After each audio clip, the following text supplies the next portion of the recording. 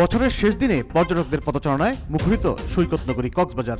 বছরের শেষে সূর্যকে বিদায় এবং নতুন সূর্যকে বরণে কক্সবাজারে ভিড় জমিয়েছেন পর্যটকরা। তবে নিরাপত্তা বিবেচনায় সৈকতে এবার হচ্ছে না উন্মুক্ত মঞ্চে কোনো কনসার্ট বা সাংস্কৃতিক আয়োজন। তবুও পর্যটকদের ঢলে বেশিরভাগ হোটেল মোটেলেই ফাঁকা নেই কোনো কক্ষ। পর্যটক বাড়ায় খুশি ব্যবসায়ীরা। এই জনসমাগম কক্সবাজার সমুদ্র সৈকতের সুগন্ধা পয়েন্টে।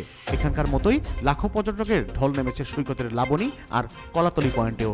বছরের শেষ দিনের সূর্যাস্তকে স্মরণীয় করার পাশাপাশি নতুন বছরের প্রথম সূর্যোদয় দেখতে প্রতি বছরের মতো এবারও দেশের বিভিন্ন প্রান্ত থেকে বিশ্বের দীর্ঘতম সমুদ্র সৈকত কক্সবাজার নগরীতে ছুটে এসেছেন ভ্রমণ পিপাসুরা।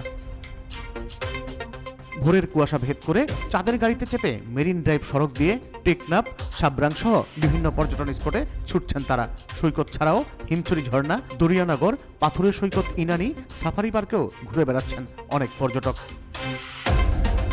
রেস্তোরাঁ ও হোটেলগুলোতে পর্যটকদের ভিড়ে ব্যবসা ভালো হচ্ছে। পর্যটকদের সুবিধায় অতিরিক্ত ভাড়া আদায় বন্ধ করা সহ অনিয়মের বিরুদ্ধে সব ধরনের ব্যবস্থা নেওয়ার কথা জানালেন ব্যবসায়ীরা। এদিকে পর্যটকদের নিরাপত্তায় পুলিশি নজরদারি জোরদার করেছে প্রশাসন। পাশাপাশি বিশেষ দিবসকে নির্বিঘ্ন করতে উন্মুক্ত সৈকতে আতশবাজি, পটকা ও মাদক সেবন নিষিদ্ধ করা হয়েছে।